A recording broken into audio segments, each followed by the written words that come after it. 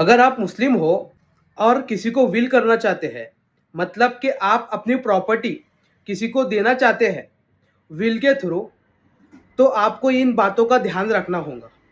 क्योंकि मुस्लिम लॉ कहता है कि अगर आप विल में किसी को प्रॉपर्टी देते हो, तो आप अपनी शेयर्स का 1/3 हिस्सा ही दे सकते हो।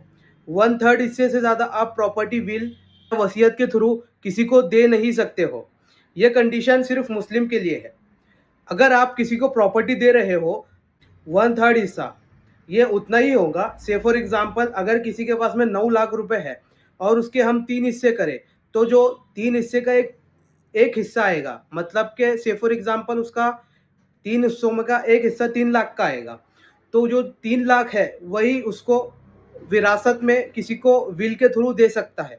लेकिन बाकी का जो 6 लाख बचेगा वो उसकी लीगल हेड्स को जाएगा, मतलब कि वो विल नहीं किया जा सकता। ये मुस्लिम शरीयत लॉ के अंदर दिया है।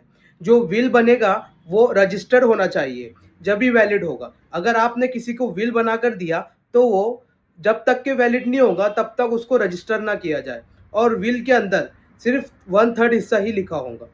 और वसीयत विल हमेशा उनको होंगी जो आपके लीगल हेयर नहीं है, मतलब कि आपके लीगली वारिस नहीं है, सिर्फ उनको ही विल होंगी। Follow me for more such legal awareness and share this with your friends. Thank you so much.